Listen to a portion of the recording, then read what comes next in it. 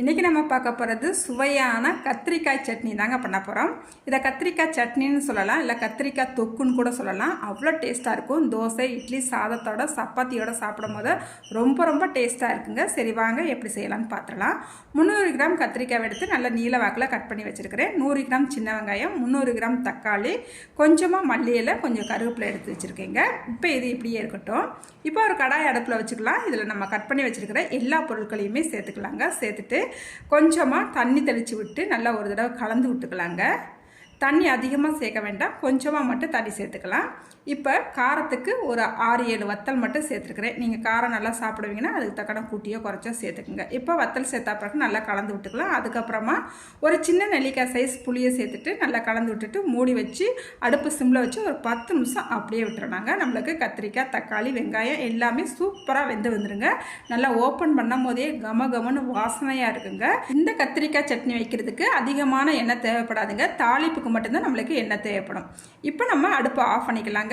இப்போ நம்மளுக்கு நல்லா ஆறிடுச்சு. ஒரு மிக்ஸி ஜாருக்கு மாற்றிட்டு தண்ணி எதுவும் சேர்க்க வேண்டாம். இந்த சட்னிக்கு தேவையான அளவு உப்பு சேர்த்துட்டு கொஞ்சம் கொரகொரப்பாக அடித்து எடுத்துக்கலாம். இங்கே பாருங்கள், நம்ம அடிச்சுட்டு எடுத்துகிட்டு வந்தாச்சு. இப்போ இந்த சட்னிக்கு ஒரு தாளிப்பு கொடுத்துடலாம். இப்போ ஒரு கடாய் அடுப்பில் வச்சுக்கிட்டு இதில் 2 ஸ்பூனுக்கு எண்ணெய் சேர்த்துக்கலாம். கொஞ்சமாக கடுகு சேர்த்துக்கலாம். கடுகு நல்லா பொரிஞ்சு வந்த உடனே ஒரு 1/2 ஸ்பூனுக்கு உளுந்தம்பருப்பு சேர்த்துக்கலாம். உளுந்தம்பருப்பு நல்லா செவந்து வந்த பிறகு கொஞ்சமாக கருவேப்பிலை, ஒரு வத்தல் சேர்த்துக்கலாங்க. சேர்த்துட்டு நல்லா கலந்து விட்டுட்டு நம்ம அடித்து வச்சுருக்கிற சட்னியை இதோட சேர்த்துக்கலாங்க. சேர்த்துட்டு நல்லா கலந்து விட்டுக்கலாம். இந்த நேரத்தில் உப்பு காரம்லாம் கரெக்டாக இருக்கான்னு ஒரு தடவை செக் பண்ணிக்கங்க. எனக்கு கொஞ்சம் காரம் கம்மியாக இருந்துச்சு, அதனால் 1 ஸ்பூனுக்கு வத்தப்பொடி சேர்த்துருக்கிறேன். கொஞ்சம் உப்புமே கம்மியாக இருந்துச்சு, அதனால் கொஞ்சமாக உப்பு சேர்த்துக்கிறேங்க.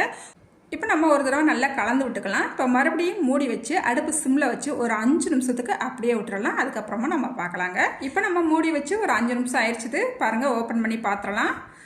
ஆஹா, வாசம் கமகமன்னு சூப்பராக வருதுங்க.